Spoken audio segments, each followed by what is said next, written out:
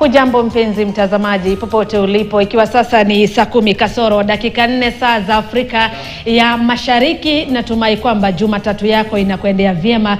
Karibu sana kwenye taarifa zetu za mbiu ya KTN. Mimi ni Agnes Gakunga, mfasiri kwa lugha ya ishara ni Wilson Mushiora. Karibu.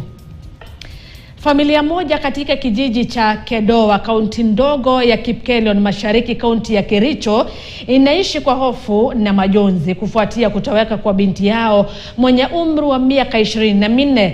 Lidwin Chelangat aliwaacha wanawe wawili wadogo wenye umri wa miaka 2 na 4. Chelangat, ambaye alikuwa mfanyakazi wa duka eneo la Sotik, kaunti ya Bomet, alionekana mara ya mwisho nyumbani kwake mnamo Januari 31 majira ya saa 5 asubuhi.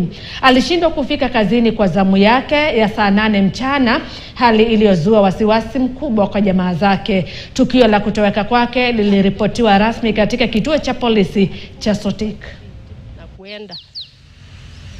Akaenda siku hiyo akurudi. Saa ya jioni nilisikia mtu alikuja kuona hii nyumba. Nini iko kwa nyumba hii, hakuna taa. Akafungua mlango, akaona hakuna mtu. Akarudi akaenda kulala. Asubuhi akauliza watu ile anaishi kwa landi. Chelangat alienda wapi? Hakuna. Sasa hawa akaenda kupika roboti kwa huko kwa kampuni.